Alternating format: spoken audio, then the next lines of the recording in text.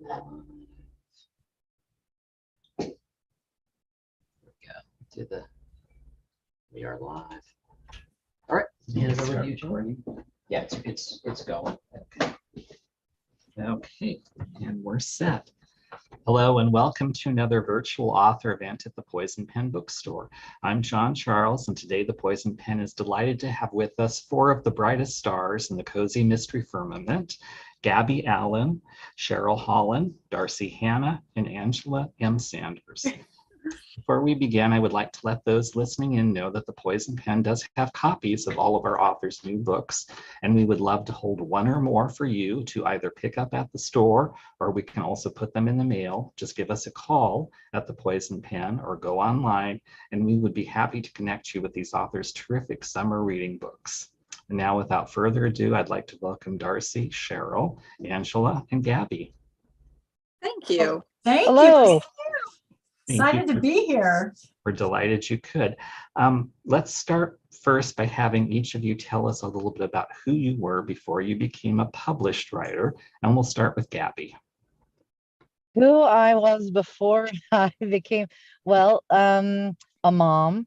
Okay. I worked for a financial institution, found myself very, very bored, and started reading a lot, and decided, you know what, I could probably do this. I did it horribly for a while. And then in 2005, I had my first cozy mystery picked up, which I was unaware you were not supposed to make them sexy.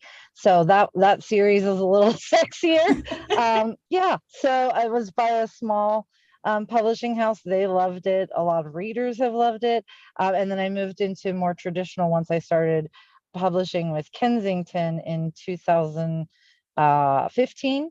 And so this is actually a pen name for me. And so this is my second book under that pen name.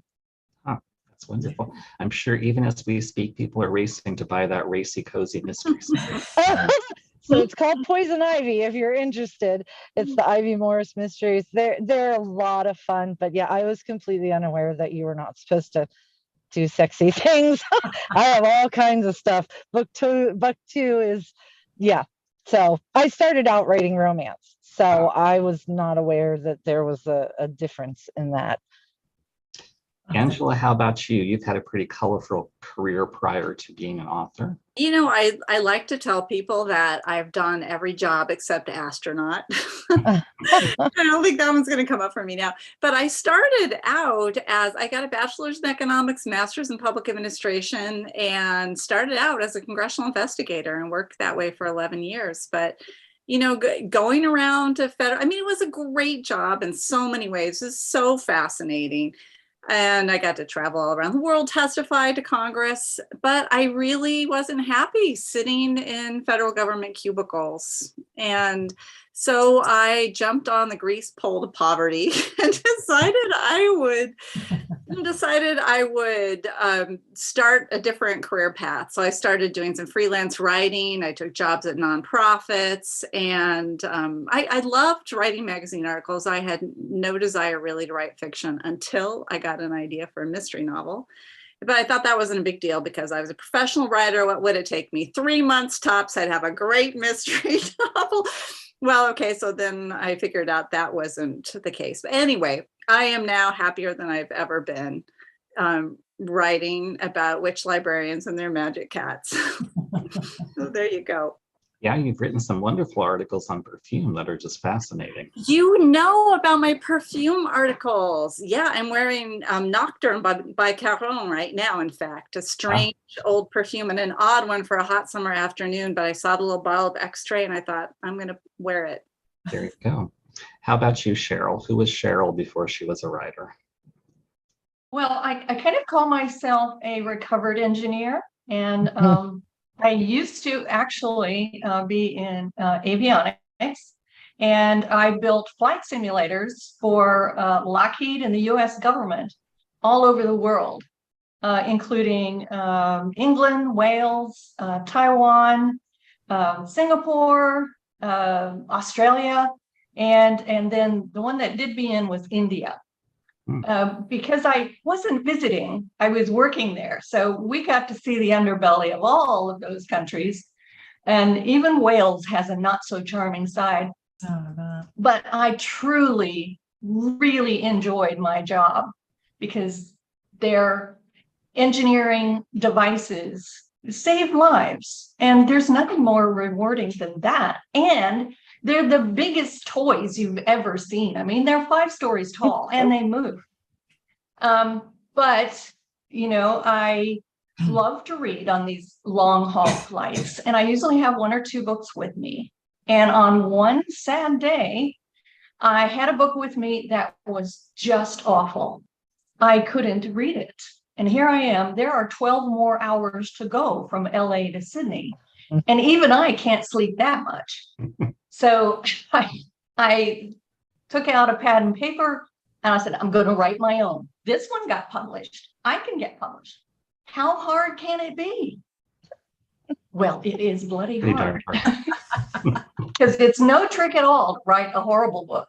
It is something else to write a good book. So I got on the path, found Sisters in Crime, and found Mystery Writers of America, you know, learned my lessons, and now this book is number 9 with Kensington. So I couldn't be happier. That's wonderful. Well, that's awesome. Darci, I know we're not supposed to have favorites, but since you're a librarian, I would have to say maybe you just edge a little bit above the others. Tell us about your life prior to. Yes, I didn't start out actually being a librarian either. I fell into that like writing. I started out thinking I was going to be a doctor. So I went to pre-med and worked in a hospital. Then I worked into graphic arts because it was a little more creative and fun. And then I stayed home. I have 3 sons, and I decided to stay home when I had them because they were all 2 years apart. Crazy, busy household. And I think it was around the time I had that 3rd son that I read a lot. You know, that was always my special thing. And I thought, you know, I'll just try writing. And I loved historical fiction. So I kind of started in the historical fiction market. I wrote in that. Again, it's not, publishing is one of the most unforgiving careers. It's, as all of us here know, I mean, maybe one of you has had that magic. I send one resume, you know, one thing off and get a response, and I have an editor or an agent. For me, I had about 140 rejections on the first novel I wrote, but it was about 1,000 pages, and nobody told me that was too long. Sorry. Well, James Michener can do it, you know, whatever. So, you know, like we all grew up, I grew up in the era of the big chunky novel, and I would buy those big ones because they lasted a long time. I was a slow reader. I had children. So anyhow, I realized that 80 to 100,000 words was a sweet spot for fiction, and wrote something and ended up getting it published with Random House. So I had 2 historical fictions done. Here's where my librarian experience comes in. So I thought, yay, I never have to submit to another agent again. I published. I thought I was going to be a historical fiction author. But as my 3rd book was rolling around, they decided to go a different direction. And they, you know, it's a nice, polite way of kicking me to the curb. So my agent at the time was like, well, I can't sell what you write right now in historical fiction. So write a mystery. Like that was easy. I'm like, mystery? I'm not a mystery writer. I don't know the first thing about writing a mystery. So that's when I started working at the library. My public library, I live in this cute small town, and it's an old Carnegie library. It is haunted. I've seen things. No, it's a lovely library. And so I started working there while I was trying to figure out what to do. And I wrote a mystery. And I think, Misty, you said that you didn't know you wrote, like, I didn't know I wrote a cozy mystery either. I didn't have quite the sexual, you know, I pushed the limits. But when I wrote it, my agent read it and said, like, this is a cozy mystery. I'm like, oh, cool. Is it cozy? Do you get that cozy feeling? What's a cozy? And that's when I had to re-educate myself on cozy mysteries. So I just recently quit working at the library to concentrate on writing more cozy mysteries. But I kind of, the first cozy mystery series I wrote was called the Very Cherry Mystery Series. And again, that was supposed to be a 3-book deal.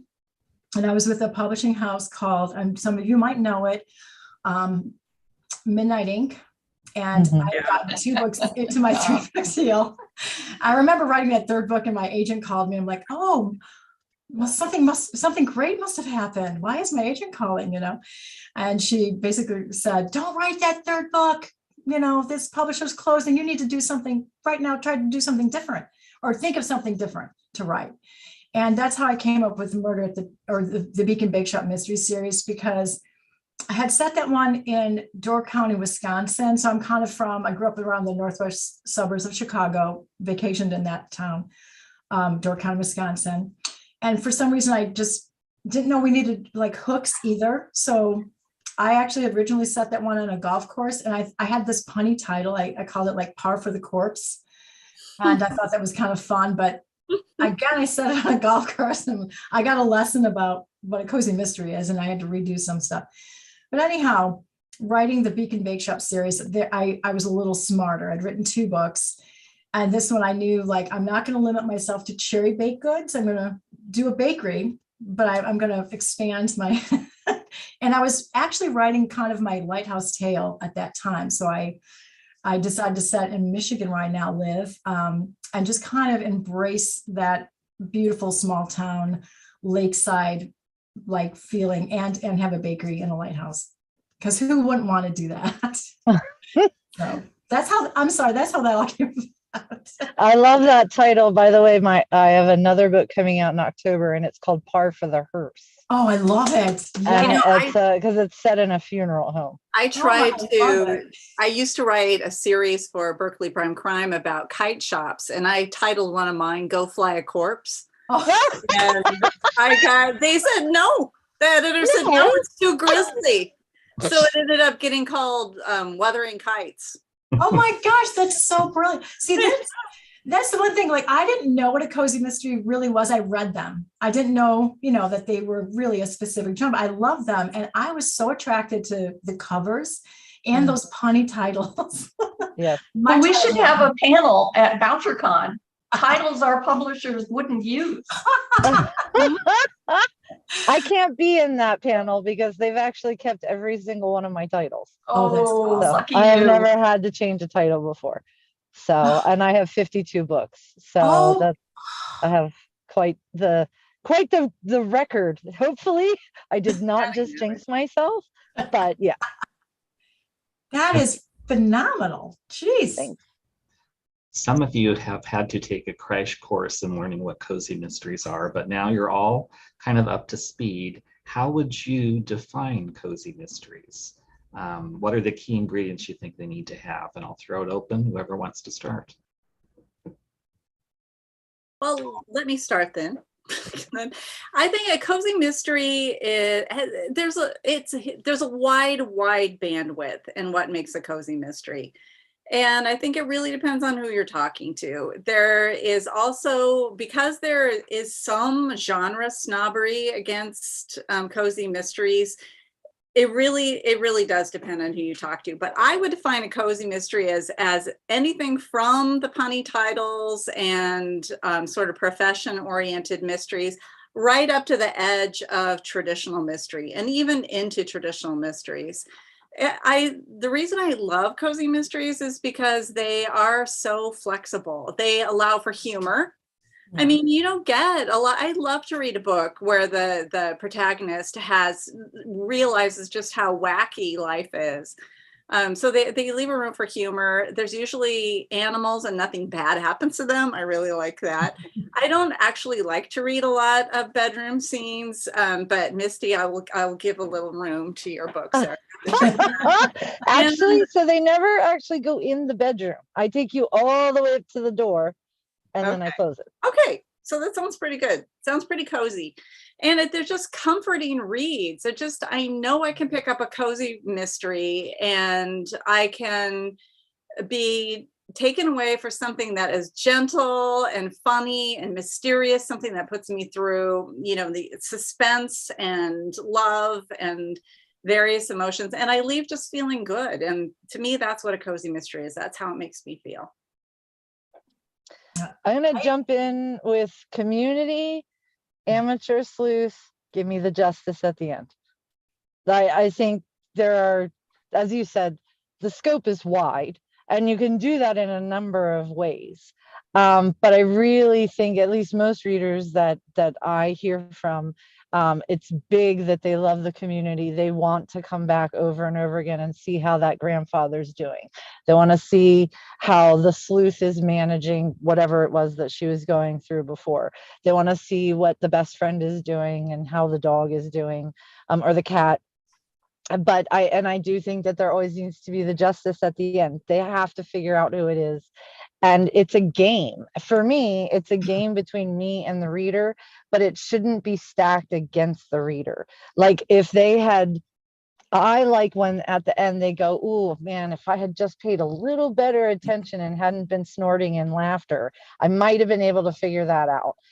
Because one of the, to me, the big faux pas is don't introduce a character that we've never seen at the end as the villain. Like they have to have been there all along, and it needs to make sense. And that's what I often hear, is that they love playing the game. I should win it most times, but they at least want a chance that they could have won against me. I think it's kind of the Agatha Christie effect. When you read her books, the clues are there. Mm-hmm. You pick up on them, you feel gratified at how smart you are, but if you miss it, you can always say, well, she did have it there, I just missed it. Right. Barely. I usually introduce cozies as if Agatha Christie lived in Cabot Cove. Yeah. This is what she would write. But I agree with the justice. And the other thing is there's so much more focus on the characters and the relationship of the characters as they go through, this story, and, how they grow and how they change. And, I enjoy that. I love getting deep into a world like that. Mm-hmm. And the other thing is I started writing, late-ish. And I wanted both my mother and my granddaughter to be able to read them without me getting embarrassed. So that meant cozy. Yeah, that's a good point. And I think a lot of the readers are attracted to that fact that when they take a cozy, they know that they're not going to have any graphic violence or graphic, sexual scenes, and the murder's not going to be graphic, but it's a puzzle. And I think that's a comfort. So I've gotten thanked a lot for, that. Like, thank you for writing a book that, doesn't have a lot of these in it, because we've all read books and, you're surprised. But and the humor. And to me, it's like, I love watching like kind of sitcoms, because it's that familiarity. So I kind of, writing that series is like visiting your friends again, and just you have a different episode. There's going to be a murder. But it's going to be solved, and it is clever. It's really fun. People, as the writers, I don't know how the rest of you feel, but you kind of who the killer is. And there's always that part where you're like, are they going to guess this? And I think as the writer, because we have so much knowledge behind it, but hopefully it's a good puzzle. And if they haven't guessed who, the other thing is, can they guess why? Exactly. Maybe they have an idea. Oh, it was the taxi driver, but why? And if you can trick them with that, then there you go. I will say that I don't always know who the killer is. I have definitely written at least 3 different books where I had plotted the whole thing out. I knew who it was. I got about 3/4 of the way through, and I'm like, oh no, they just died. That's a problem. And so then I too was surprised at the end. But it made sense. Yeah. It actually made more sense than what I had thought the person should have been. So I do try to stay open to that when I'm writing. I don't like to narrow myself into a place where I can't love the cosmic universal soup that kind of gives us some of our ideas, and things just pop out and I'm like, oh no, we're going with that. Well, the nice thing about red herrings and laying, this probability that it could be any of several characters, you can change your mind at the end and then just beef up a few of the clues leading to the better villain. Yes. Let's talk a little bit about your new book, the book that brought you here. What can you tell those listening in about it? And we'll start with Misty Gabby, as we like to call her. So it's called Something Fishy This Way Comes, which is a follow-up to Much Ado About Nauticaling. And the third one will be out next year, and it is called All That Glitters Isn't Old. Basically, Whit has moved from working at the rail yard in Long Beach to Catalina Island off the coast of California. And I absolutely adore this town. Like, I cannot tell you how much I enjoy writing chase scenes with golf carts. It's kind of wrong that I like it that much, but it's a great place. They have buffalo there because somebody did a movie in the 1920s and didn't take them back with them. So the buffalo are still on the island. I love that it's like permanent residents on the island itself hover around 3,400, but they have thousands of tourists who come in every day on what they call cattle boats, which is the Catalina Express. And so there's so many possibilities there. So anyway, in this particular book, there are a lot of bird watchers, and something happens to bring a family feud that's been raging for like almost 100 years back to the forefront. People who aren't involved in it aren't aware that it's going on. And so there's kind of this figuring out who has the most to gain by this person not being around anymore. And there's a fight going on also with the police station. And so Whit has to kind of figure it out before the coroner comes to town. And it was a lot of fun to write. She has a cat named Whiskers. She lives on the island with her best friend Maribel. And she is an on again, off again with Felix, which I'm very much enjoying that too. I do have a romance of sorts in each of my series. This is a little more rom-com than it is just part of the story. And so she drives a glass bottom boat, which is always a lot of fun, and then also has her own like trinket shop. And she provides maps to people so that her grandfather will make these treasure chests and hide them. And so my grandfather actually used to really do that. My cousin was incapable of sitting still for more than 2 seconds.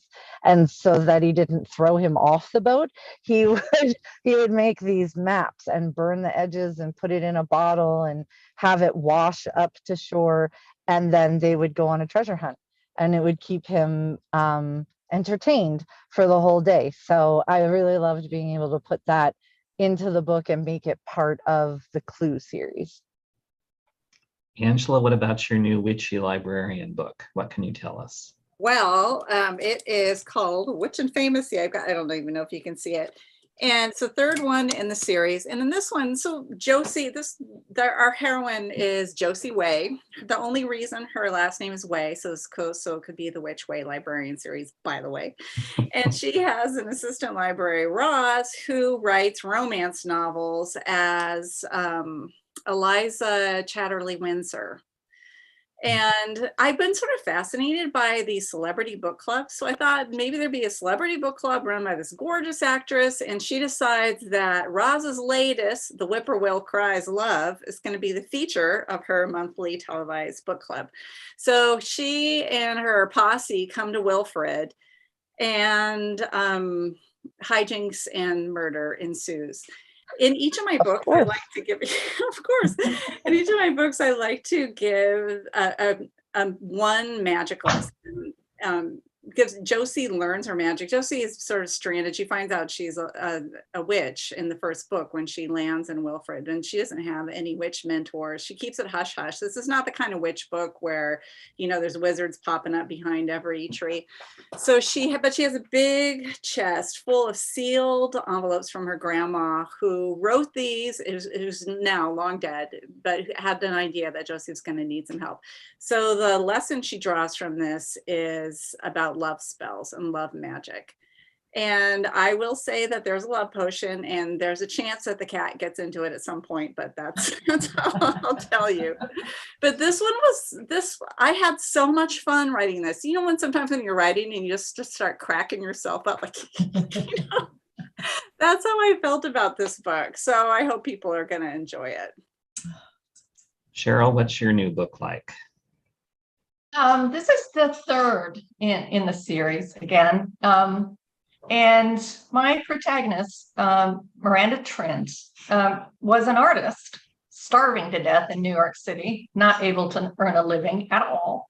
And she inherited her uncle's farm down in Eastern Kentucky, and which she just leapt on. But in order to make a living, you know, she's not a farmer.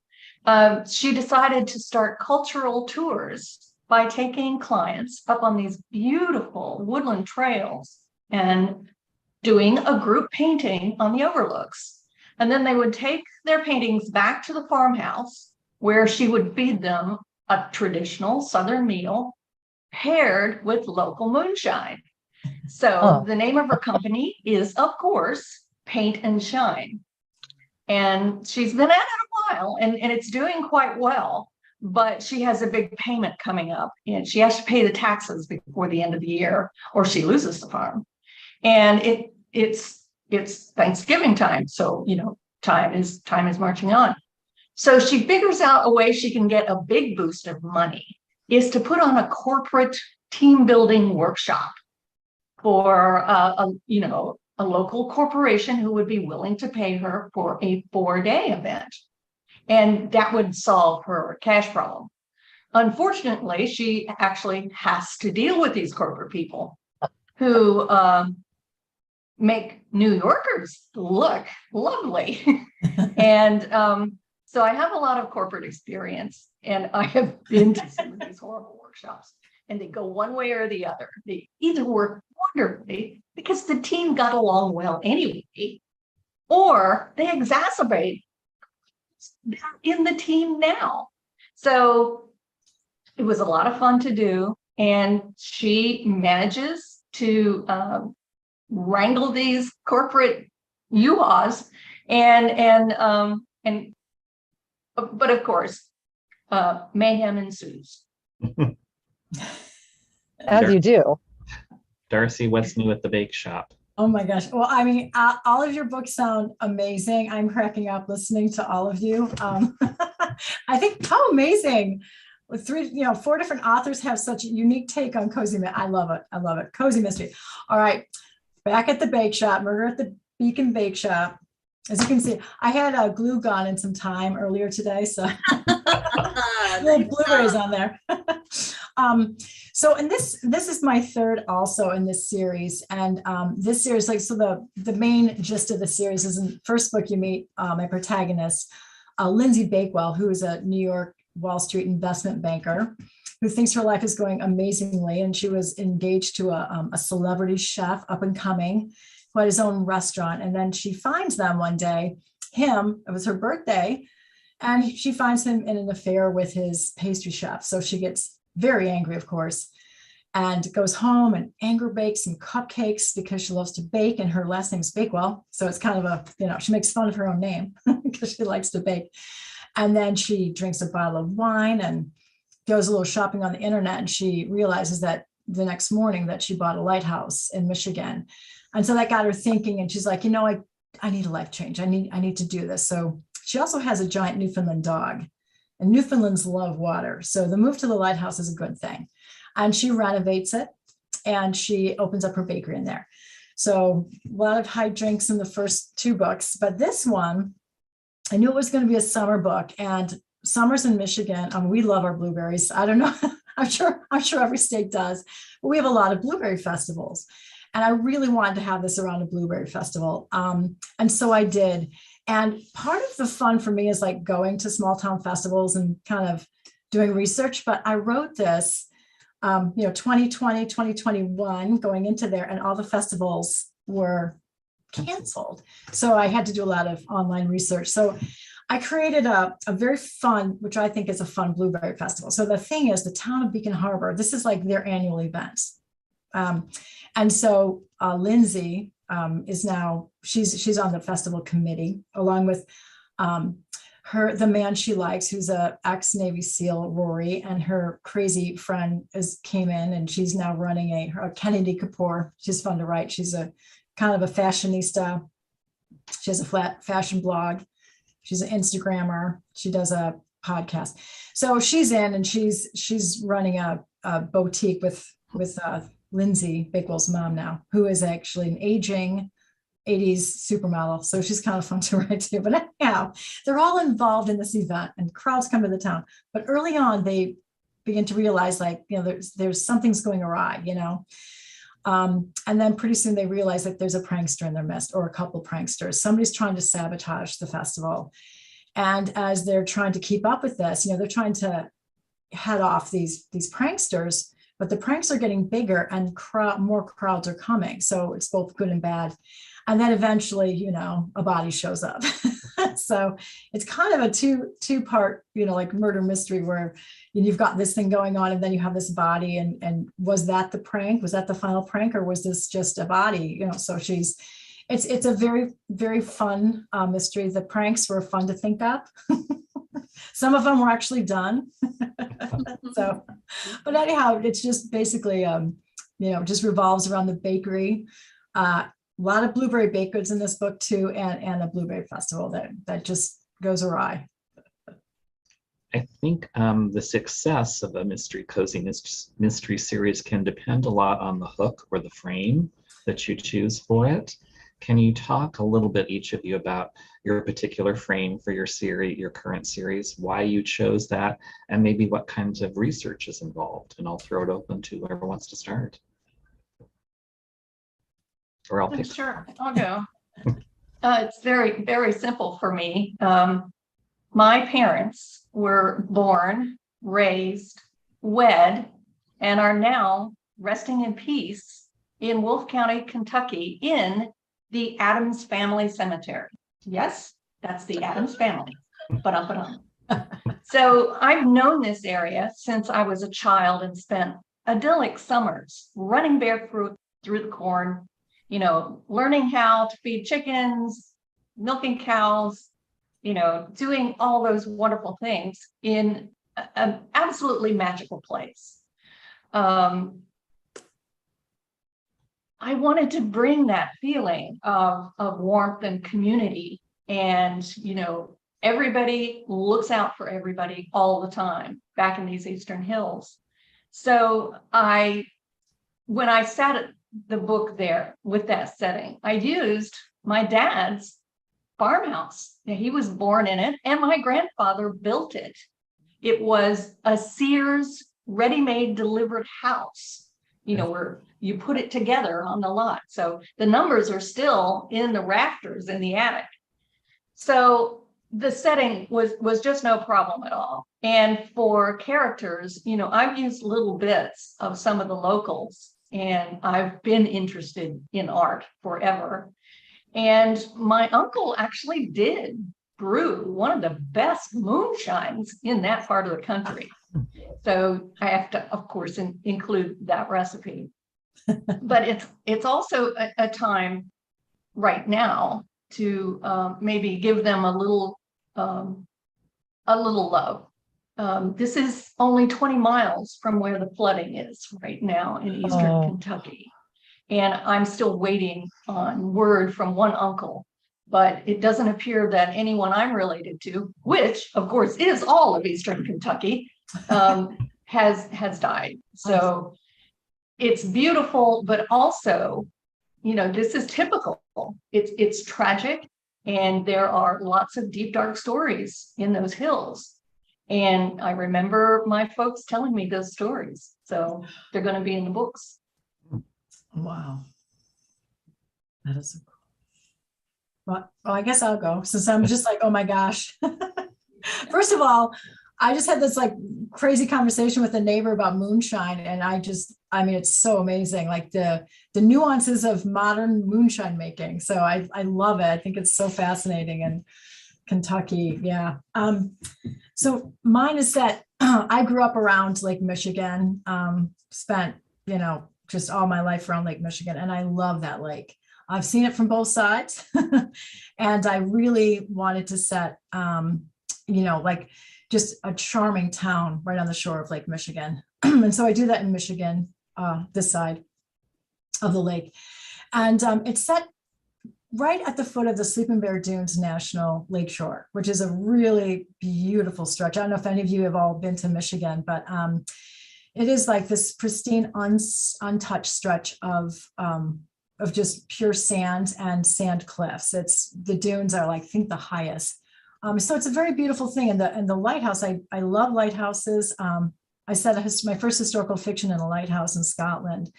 And so it's just kind of a hobby. I don't know why, but I visit a lot of lighthouses. And so I had been up in Michigan in a little town a very charming town, and went to see this lighthouse, and it was the Point Betsy Lighthouse in like a little north of Frankfort, Michigan. And I saw it and I'm like, ooh, I could live there. I was big, it's gorgeous. And it sits right at the foot of this Sleeping Bear Dunes National Lakeshore. And that just kind of all fell together. The baking is kind of a thing. I love to bake. For me, that was an easy hook. When I was told when I was figuring out what a cozy mystery was, one of the things that my agent was really, she said, well, you need a hook. What's your hook? And I'm like, what is a hook? What do you mean by hook? And so she was explaining a little bit about it, and she got to food, and I'm like, food? I can do food. I like to eat. I can do that. So I immediately grabbed and kind of just grabbed onto the baker idea as well. My brother, when we were younger, I think he was in his late 20s and I was in my early 30s. He just like bought a bakery, like he graduated college and he was in film and videos, very creative guy.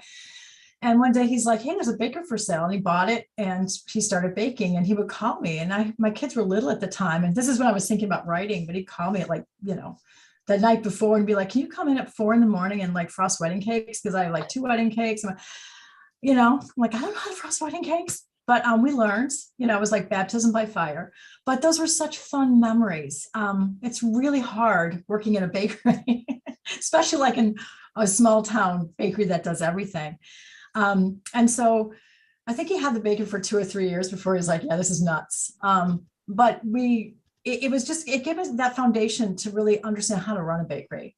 And so I run this bakery, my character runs a bakery out of a lighthouse, and it's very enjoyable. And so, I just kind of try to use things like local festivals, stories all the time, like stories of family that kind of seep in there too. But it's just pure fiction, and it's fun, and it's just kind of, we all write, I think, to entertain ourselves too. So. But yeah, so mine is really kind of a Lake Michigan lighthouse bakery story. It's you or me. Framing wise, I really just wanted to be able to go to Catalina and put it on my taxes. So, the other series, I have one series that's set in a small town in Virginia, one series that's set in a small town in Pennsylvania, one series that's set at a junkyard that's filled with objects that have ghosts attached to it, and they're all very badly behaved, and one at a Renaissance fair. And so when I was approached about starting a different kind of series, they were like, maybe vacation-y kind of. And I was like, okay, well, I used to live near Lake Arrowhead. And they're like, I'm like, that's a lake.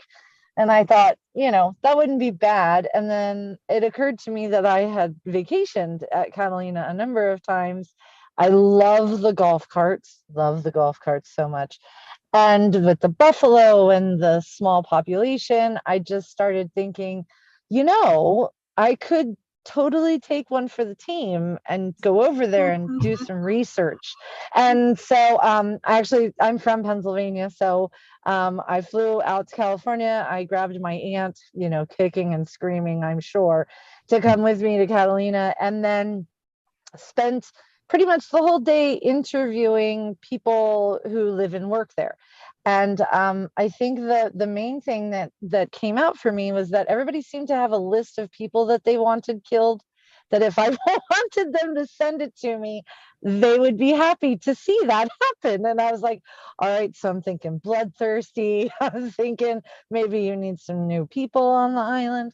And it really, the framework of this particular town is different than anything that I've done before because it's small, because it's a tourist attraction.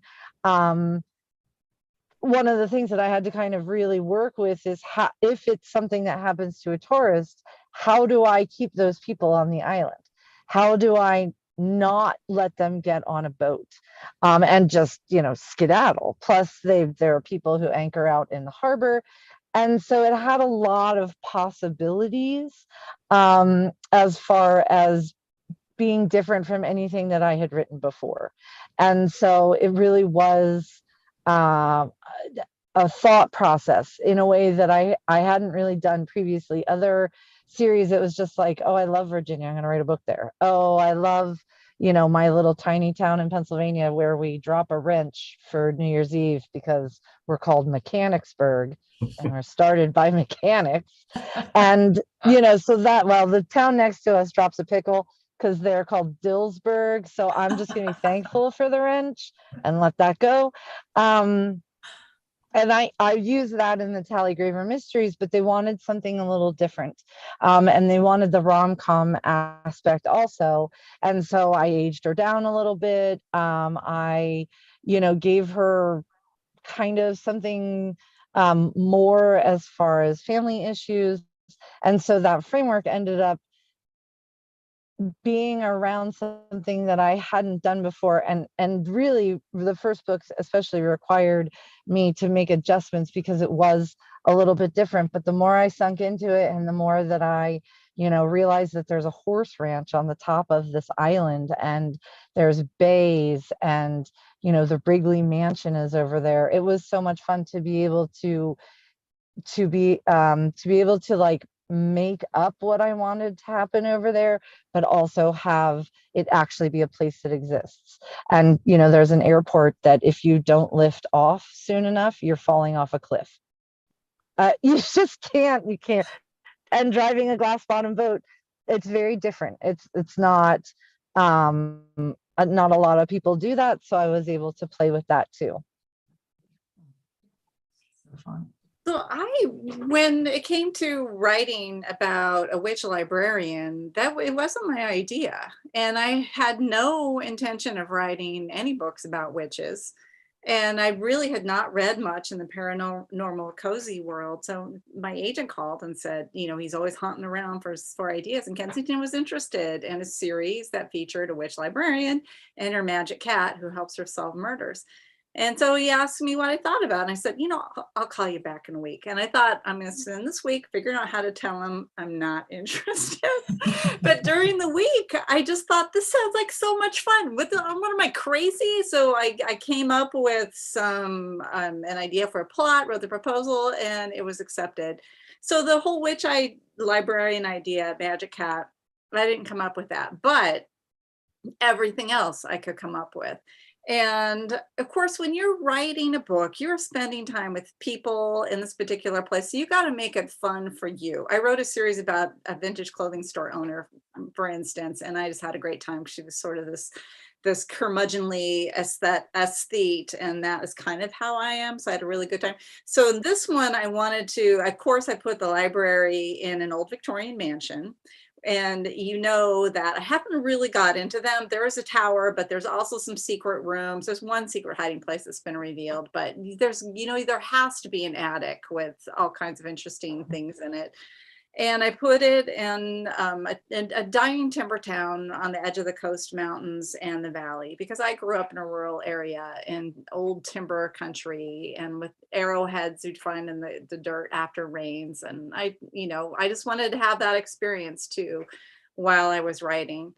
As far as research, I've talked to a few librarians. I know I'm probably getting a ton of stuff wrong, but for instance, there's a cat who lives freely in this library. I don't know how librarians would feel about that, but he is kind of a magic cat, so it's not like he's going to do anything bad. And then the witch part, I have a consulting witch here in Portland, and she's a fairly respected priestess. She teaches at the local school of mystery, which is kind of another name for witch school. And truly, in fact, one of the wisest women that I know. And that's a lot of fun talking to a witch. One day she was coming over and she said, I was talking to your spirit guides in the car on the way over. I said, oh, really, what did they have to say? They want you to watch Gone with the Wind. It's like, Gone with the Wind? Why do they want me to watch that? Because they wanted to watch it. So, they were As you do. in the mood for That's hilarious. So that's how they do the research. But yeah, I've been having a great time with this. And then as far as your magic system, there used to be a bookstore here in Portland. That's where I live. This is my cat's tail, by the way, and Bitsy Lamouche. And it sold used books. It's called Next Time Around Bookstore. And as you went up to the second floor, there were sayings carved on the stairs. And one of them was from Alice Hoffman. And she said, books are the only real magic. And I thought, of course, that's her magic system. It's all about books. She's not going to be able to like wave a wand and say, poof, oh, you're the murderer, you're in jail. But she's going to have a sort of limited magic that comes from the energy that authors and readers put into books, which is pretty astonishing if you think about it, about what goes into a book. There's just these little black marks on a page and how you can create worlds and feelings and problems and thoughts from it. So that's my story in a nutshell. I'm actually going to have to jump. I'm really sorry. I am doing a book signing at Bethany Books in Bethany Beach, which is why I'm sitting in my car with my air conditioning on. I did turn the radio off, so you can thank me for that later. But this has been absolutely wonderful. Thank you so much for the invite. And I hope that everybody has an amazing evening. We'll say goodbye to Miss. Good luck. Good luck. Have fun. Thank you. My question for those remaining is, you've all written mystery series. How do you, when you're approaching a new book, balance the task of writing something that someone who hasn't read the other books in the series can enjoy it with those who are familiar with the previous titles? I guess the balancing act you have to play as an author, and I'll let whoever wants to start address that. Or I'll pick someone. I'll go. The balancing of how to get somebody up to speed if they pick up book 3, right? That kind of thing. Yeah, and that's a hard one. I try to, in my first chapter, just do a little bit of a recap.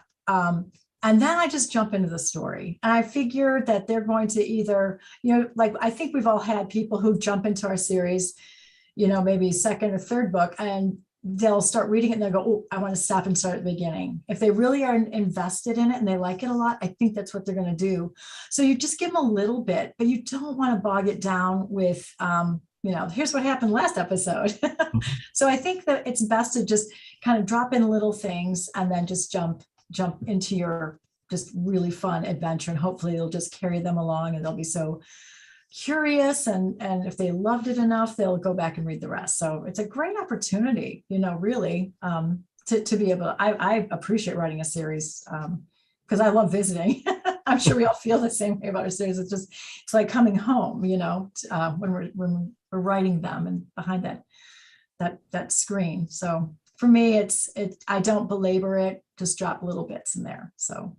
And I think that, there are certain things you have, like in my books, I made the mistake of having the love interest have some quirky facial stuff, like he frowns when he's happy and he smiles when he's upset. So I feel like I have to explain that every single time. Yes. Why did I do that? But then there are other things, because otherwise someone will totally get the wrong cues off that. But there are other things that I think sometimes readers don't mind knowing certain things. Like I think about how many times I've read Pride and Prejudice. I enjoy it every single time. I know what happens. I know Elizabeth and Darcy end up together, but I still enjoy the ride. So there are certain things that, just simply I do give up. We know that Josie's a witch, for instance, at the beginning of the first book. That's not clear. And about halfway through the book, you finally figure it out. She finally figures it out.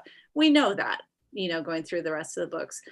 So I think there are going to be things that I reveal or have revealed in books. So far I've turned in book 4. I'm starting book 5 now. And even though book 3 just came out, there are things that are revealed. I try not to reveal anything that's going to have to do with the puzzle of the murder, though. Although, you know, I might reveal that there have been murders. But I just have to count on the fact that the reader's going to enjoy it anyway. I kind of take the approach that each new book is almost an independent story of my characters in a different place. And, you know, like when you meet a new friend, you know, you don't know everything about them on the first 10 minutes. You spend time revealing that. And I try to be judicious about reveals so that it doesn't spoil any of the other books, but enough to entice them to go back and also have a good time in the previous books. So I've been told by Amazon, who of course knows everything, that I have managed that. And it's something I really try hard to do, is to make it a good experience for today's reader and not worry so much about, you know, what am I spoiling, but just make it a really good adventure. That's good. Because my own philosophy is you can never have too many good books to read. I'm always interested in learning what others have read and enjoyed. So is there anything on your summer reading list that you'd like to share with others? Well, I put a big old stack of books right here. Okay. And my to be read pile is, well, it's a series of piles throughout the house. It's really terrible. You know, I'm happy that my office, like here, you can really see like waist up and you can't see all the piles of books on the ground. It's really bad. And I'll just point out one thing, because John, you mentioned that I wrote perfume reviews. See that cabinet back there, the Chinese writing? That is totally full of perfume. Oh, good heavens. Okay, but that doesn't have to do with it. I know, good heavens, if there was ever a fire in here, that thing would explode. So I am halfway through Agatha Christie Halloween Party. I love the old ones. I am also about halfway through, because it's always good to have a couple of them. Ruth Rendell. I mean, she is such an amazing writer. I mean, gifted at the story, but gifted at characters. She uses the omniscient point of view in a really canny way. You just don't see that very often. This one I just bought yesterday. I've not read any of these books. It's the second one in the series, but I've heard it's a terrific series. Mm-hmm. We got an old John Dixon car. I just bought this one yesterday. This one will probably be read through within the week. And Margaret Millar, I stumbled over. Hers are hard to find, but she is such an amazing writer. And then my big splurge in hardback, and I'm kind of saving it because, you know, there's a really good book. It's you just, you know, I do like the anticipation. Oh, I love that book. It's so good. Is it good? Oh, see, I'm going to put it around like on the table where I can just go, oh, it's coming up, you know, that excited feeling. So that's what I've got going. And listening to you all talk about your books too, you're just going to be adding to my stack. Okay, that's it for me. Oh my gosh. I love first of all, I love your perfume cabinet. I'm so jealous. I don't think I even own a bottle of real perfume. Oh my God. It's on my to-buy list someday. Oh, I can fix you up. Are you going to BoucherCon? We'll talk. I'll bring you some samples. What scent should I wear? I can help you. I can. It's so confusing. I Right, love it. perfume. Yeah. Angela's an expert. She can. I I can. know. I've been interviewed by the Guardian newspaper. I write for a French perfume magazine. I can help you. That's amazing. I'm going to have to read some articles. That's like how I educate myself. I'll do it. I've been trying to read a lot of cozy mysteries and things of contemporaries. Friends. So I love Krista Davis. So I was just reading her, the Diva Eats Cheesecake. I'm reading that. And I have a son getting married in a few days. And so I'm knee deep in wedding stuff. So I'm saving like all the fun books. I just bought a bunch at a little bookstore by us, 2 Dandelions. And so I have a stack, and that's, I couldn't tell you all of the, let's see, Murder at Pennington Manor by by Tracy Gardner is on there. So these are the ones that I look at and like, I'll get to them this month. Their reward, yeah. Get through the wedding. I usually also keep 2 or 3 going at a time. And I just finished a nice class of Corpse by Simon Brett, because I had discovered I had never read a single one of his. So I fixed that. Wow, he's really good. And I went back to the Old West or Out West, and I'm reading The Tale Teller by Annie Hillerman. And I just love the Navajo, four corners. It just is so restful, even though, bad things happen. But she really does bring the true West and the Navajo just right off the page. And then I just started the Thursday Murder Club by Richard Osman, because I heard everybody thinks it's fabulous, and they are right. It's fabulous. That's on my pile too. Okay, I do have a couple questions for each of you that are rather unique. Darci, I had no idea you could buy lighthouses on the internet. That's actually, can you tell us about? Would you like a lighthouse? I might be able to sell you one. That was one of the things my husband always is looking for, just playing around the internet. And when I was trying to think up, this story, and I was trying to just transition from the Cherry Mysteries to something else, and he's like, "Hey, do you want to buy a lighthouse? There's like 10 for sale." I'm like, yeah. And so I looked at it. Now the lighthouses that are for sale are kind of run down, gonna be honest. But there's a lot of them in Michigan, and what they do is they try to, some they preserve and some they knock down and some they try to sell to people to, do with what they will. You can, there are some that are run as hotels. One is in the middle of, I think it's the Mackinac Straits. And you can go out there with your friend, your family, or your girlfriends, or you can have a party out there. They drop you off with some food, and it's because it's just, there's no property. It's just there on the lake, and you live in it for the weekend and manage it. So it's like the immersive experience. So, but oddly enough, that's kind of how I got the idea that you can buy a lighthouse on the internet. Cheryl, I also had no idea that you're not just a talented writer, you're also an artist yourself. You do, is it art? I know it sounds weird, but I am sort of middle-brained in that I have a very strong analytical, engineering side, but I also have a very strong creative side. And in my family, that is a big part of being in my family. We're very musical, we're artistic. I didn't know that everybody wasn't like that, because, I've always been that way. And so this is the second series that I have brought in. A major part of the book is art.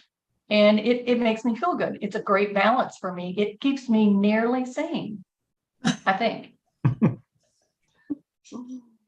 Angela, when I think of people who could be considered life coaches, I think probably the last person on earth I would think of is Zsa Zsa Gabor. Oh, yeah. About that? Oh, Zsa Zsa Gabor. Okay, so if you sign up for my newsletter, I've got a cat on my lap. I'm going to move him and pull out this book. Zsa Zsa is one of my great informants. See if I can find her. Oh, God. Oh, here it is. One of her, now you guys, I know you think self-help is all about Brene Brown. Let me tell you, here, what you really want is this book, which is called How to Catch a Man, How to Keep a Man, How to Get Rid of a Man by Zsa Zsa Gabor. It's printed on powder blue paper. Oh, that's amazing. Yeah, in my newsletters, I like to add little bits from her. She tells you, like, men of the world, pick a nationality. She'll give you the bottom line on it. She, like one of her sayings from the book is, if the woman of the family wears the pants, the mistress wears the minks. Oh. Little hot tip from Zsa Zsa there. She's on to something. Her autobiography is pretty good too. But I bet that's hilarious. Oh my gosh, I got to read it now. yeah, it's good. If you can find it, it's good. We do have a question from one of your many fans out there. They would like each of you to answer, if you could be one of your characters for a day, which one would you choose? I mean, I'd have to go with the witch. Yeah. Because when are you going to get a chance to do that? I mean, Josie, in some ways, she has the most moderate personality, so she couldn't really do it. She's not wild, but she's a witch. She can go into the body of her cat. I got to do that. I would do that. I would like to be my main character, Miranda Trent. I mean, she's young, she's energetic, she's got energy, she's a, incredibly talented artist, and her ranger boyfriend is quite good to look at. Yeah. Oh, that's a great question. I would probably pick my protagonist, Lindsay Bakewell's best friend, because I feel like Lindsay and I have a lot in common. We bake a lot. We both like lighthouses. But Kennedy is her best friend, and she's just the polar opposite. And she can say whatever she wants, do whatever she wants, in a charming way. But I always, I'm probably too polite to say the things that Kennedy would say. So I think it'd be a hoot to, be that person. Blog a little bit, or host a podcast, wear some fancy clothes, maybe some good perfume. There you go. I can't believe how quickly our time has flown by. Before we run out of time, can each of you remind us again what your new book is, how readers can learn more about you, whether you have websites or on social media platforms? We'll start with you, Darci. So my newest book is Murder at the Blueberry Festival. Very summary reads. And you can learn more about me. I have a website at www.darcihannah.com, and I'm on Facebook and Instagram. So find me there. Cheryl. My latest book is Death a Sketch, and you can find me at Facebook and Instagram. I only post occasionally on Twitter. My website is www.CherylHollon.com. And Angela. Yeah, so website is Angela M as in Marie, AngelaMSanders.com. And my latest book, and I'm on Facebook, but I never go on Facebook because it's always political arguments and people's dogs dying right and left. Pray for my beagle who was like, and I just can't take it anymore. So I switched over to Instagram. It's horrible. So I switched over to Instagram. So I'm mostly at Instagram at Angela.m.Sanders. I got there too late to snag up the Angela M. Sanders, but I would love to follow you. And then Witch and Famous is the latest book. It's pink. And I hope that you will enjoy it. Angela has a fabulous newsletter, so do go to her website. I hope that you'll say, thank you, John. That's so nice. And you get some Jaja. Yeah. And some Edith Head. Those are my two favorites. Well, that's been the quickest hour I've ever experienced. I'd like to thank those authors who are with us today: Darci Hannah, Cheryl Hollon, Angela M. Sanders, and Gabby Allan, who was here but had another appointment.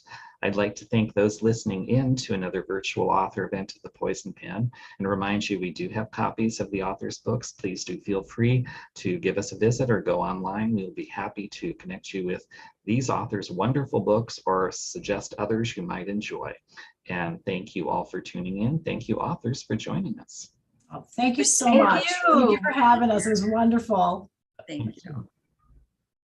Okay, in case I lose you as I click on buttons, thank you, ladies. You were all terrific. Wonderful books, wonderful conversation. Well, I appreciate you taking time. Thank you for inviting me and inviting us. It was a total pleasure.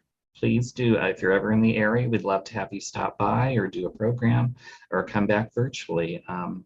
And I'll look forward to your next book. Oh, that would be wonderful. I know. Get out there someday. Thank you. Honestly, thank you so much. It was so much fun. It was so much fun talking to you ladies. Oh my goodness. I know. So are any of you going to be at BoucherCon? See you at BoucherCon. See you at BoucherCon.